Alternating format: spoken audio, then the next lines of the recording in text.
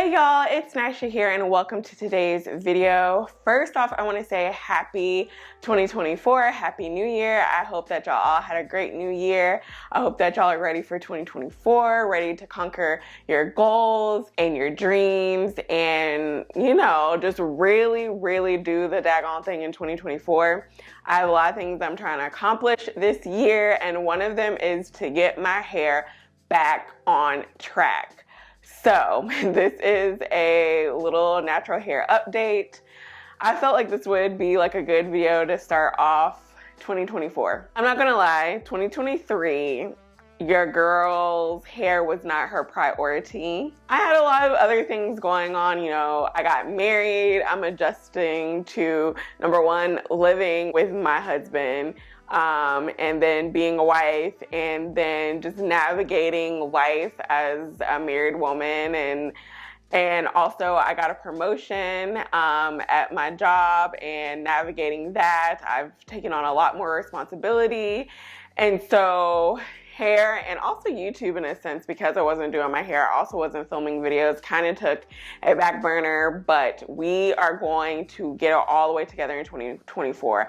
I'm gonna give y'all the truth. I'm gonna tell y'all the truth and tell y'all all the things that I didn't do that I was supposed to be doing, and how my hair kind of suffered from it. Not too much, but it did suffer, and so we're trying to just get it back on track. But first, before we get into this video, if you haven't done so already, go ahead and hit that subscribe button, and while you're at it, go ahead and hit that notification bell.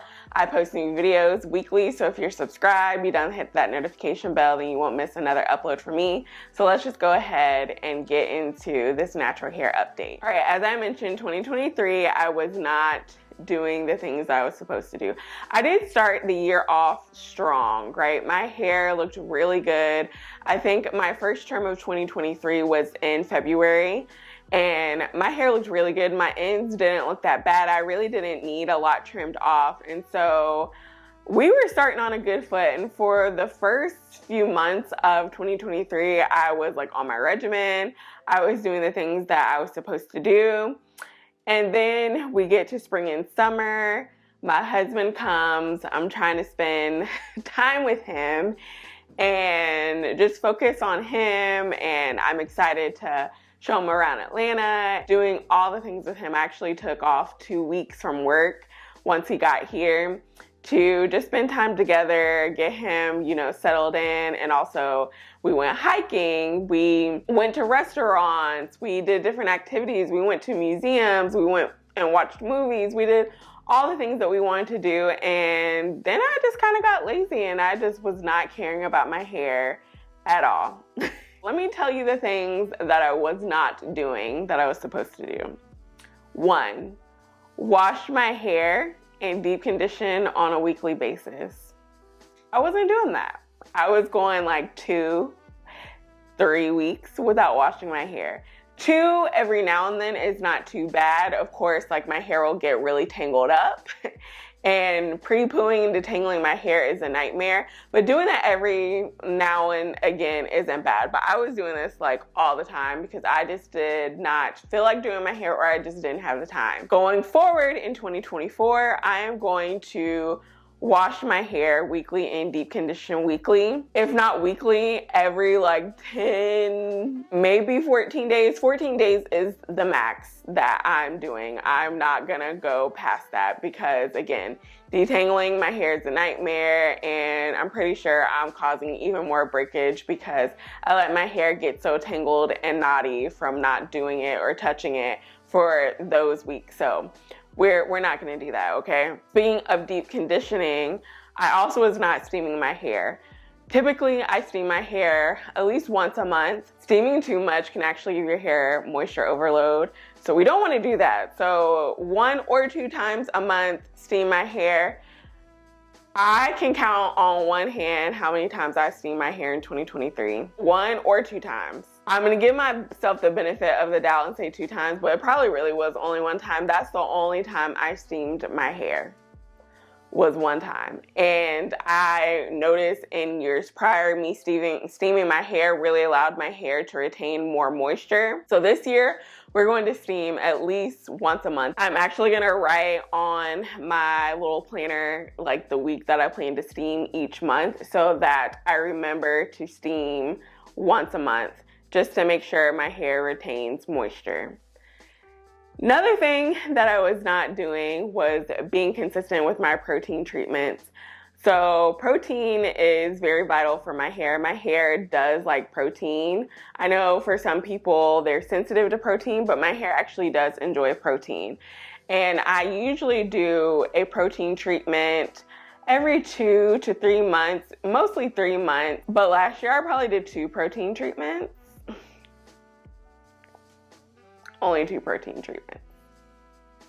I am starting off 2024 good though, because I did do a protein treatment the other day because I did get a trim and I did a protein treatment. So we're on track thus far in 2024, but like I said, I was not doing a lot of my protein treatments like I should have been doing. And so again, I think that compromised the integrity of my hair, the strength of my hair, so my hair wasn't as strong as it used to be, and so therefore I had more breakage as well. So we're definitely doing our protein treatments in 2024. If y'all have any suggestions for protein treatments, let me know. Y'all know I've been using Botanica the Mender. It seems to be no longer. I have 1 bottle left that I just opened when I did my protein treatment like a couple of days ago. So if y'all have any protein treatments that you recommend, not the ApHogee 2-step whatever, because I don't really mess with the ApHogee, something that is like better for your hair, a little bit more natural, those suggestions are welcome down below. Y'all, I also was not protective styling. I was not protective styling at all. I think I probably protective styled my hair a few times, and it really was just me putting my hair in like a bun, slicking it back in a bun, and throwing my little fake ponytail, my little natural ponytail on top, and that was me protective styling. We're not gonna do that this year. I definitely want to get some braids. I also want to get into wigs, y'all. Now, I'm not talking about like lace front wigs because y'all see my forehead? I have no space. I have no space for a lace front wig. And even if I did have space, I don't even know if I'd be able to put it, like install it correctly. So we're not gonna do the lace front wigs, but I do wanna do like the curly headband wig. So that way I can still, like, I don't have to put it like on my forehead. It can go back and, you know, I'll just slick down my hair, put the headband wig on, and call it a day. I did buy one last year. I might have bought it at the tail end of 2022. I just have been too lazy to try and install it. Really, I think that it's too small for my big old head.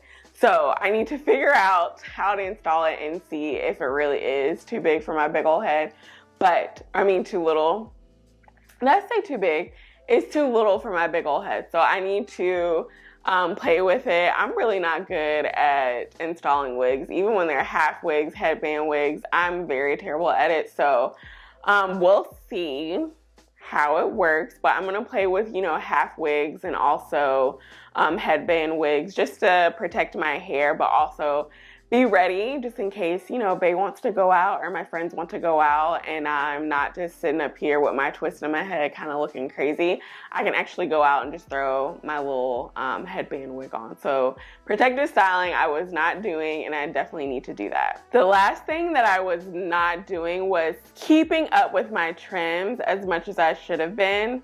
So in prior years, I've said that I am going to trim my hair like 5 to 6 months, and I've realized 5 to 6 months is not the sweet spot for me. It's more like every 4 months.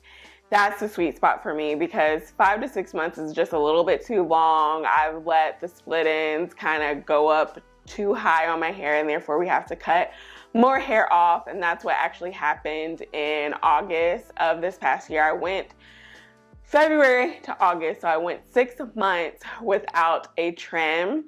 I should have got my trim in June, but then I waited 2 months and got my trim in August. And August is when I really did have to trim off. I didn't have to trim off a lot, but a lot more than I have previously, just because my ends were atrocious, because all the things that I told you I wasn't doing, coupled with me going way too long without a trim, just put me, like, it set me back a little bit, and I was really sad about it. But at the same time, I knew, like, I just need to go ahead and cut those ends off and start fresh and start new. So again, it wasn't like a crazy trim. It was like maybe 2 to 3 inches, when normally she cuts maybe like 1.5 inches off. Again, that was because I was not doing the things that I should have been doing. And then lastly, y'all, I did notice some heat damage in my hair. It's in very, like, secluded spots. It's not throughout my hair. It's like very-ish, just one-off spots in my hair, 2 spots in particular. And I don't know if y'all can see how this end just isn't curling. So this is where I have the heat damage, and it's literally only this area. Everywhere else in my hair on this side, it's fine. It's literally just this little area. And then I have a similar, which I don't know if I'll be able to find it because I have more hair, since my hair is part on this side. I don't know if I'll be able to find it, but I have a similar area on this side of my hair where I experienced what I believe to be heat damage. It has to be heat damage because I don't color my hair or anything like that. So I don't think it's like a chemical damage. I think it's heat damage. And really, it is also only like secluded on like the very ends of my hair.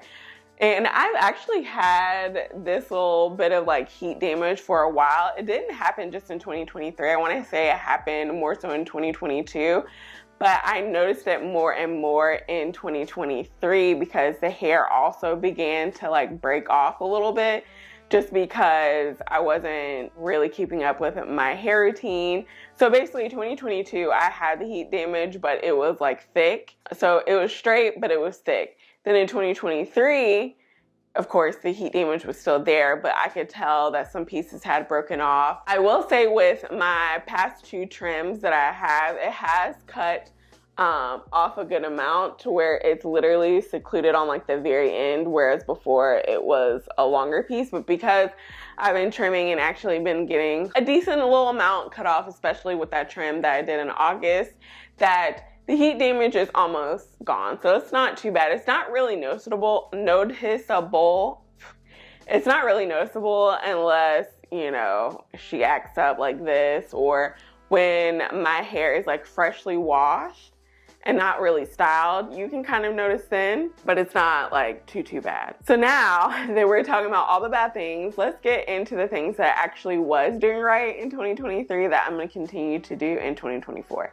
Now, I know I wasn't washing my hair every week or every so often, and I was being real lazy, but when I did wash my hair, I was pre-pooing my hair every single time, and that's what I'm always gonna do every single time, is pre-poo my hair, because I don't know what I was doing to my hair before pre-pooing. Like, how did I detangle my hair if I wasn't pre-pooing? I can't even remember how my life was before pre-pooing. So I will pre-poo every single time. I was doing that in 2023, been doing that way before 2023, and will continue to do that in 2024.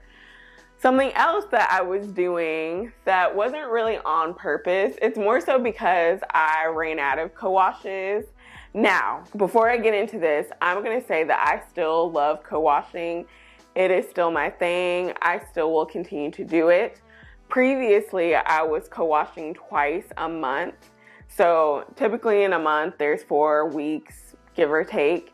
And so every other week I would co-wash. And then I would shampoo in between or do like a clay detox.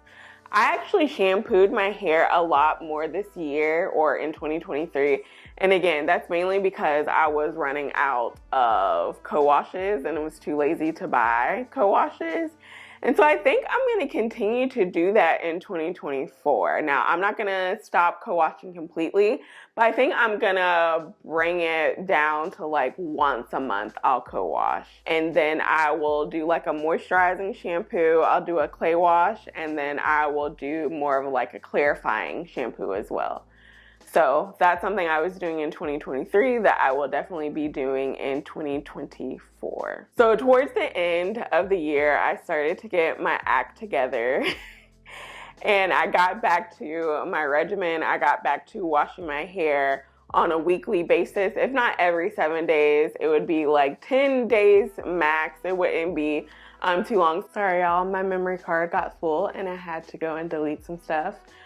But I got back to steaming. I only steamed once. I got back to doing more consistent protein treatments. I'm getting back on track, and I'm happy about that because we were on the struggle bus for a little while.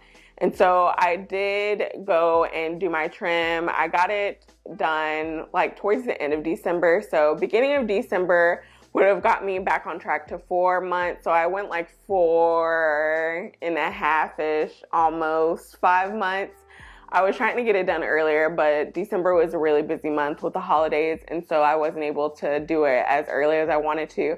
But I did get my trim in December, and I feel like my hair is just back to where it was back in February when I got my trim, when my hair was like flourishing. My hair is basically like back to that length now that I have the trim and everything. So 2023 was a dud for length retention because I feel like I retained no length. I just got back to where I was when I started in 2023, but that's okay. We're gonna grow our hair out long. We're gonna retain length and we're gonna get back on track. But I just wanted to be very transparent and give y'all a natural hair update and just let y'all know that things ain't always rosy with your favorite natural hair influencers. We be struggling too. And I was struggling a little bit. Not like crazy struggle, like I had to go and just chop everything off, but I struggled a little bit, and I didn't do the things that I should have been doing in order to really protect my hair and allow it to grow and flourish to its fullest potential. So those are things that I haven't been doing and the things that I will be doing in 2024. Let me know. 2023, okay, were y'all good? Were you like on track with your hair goals?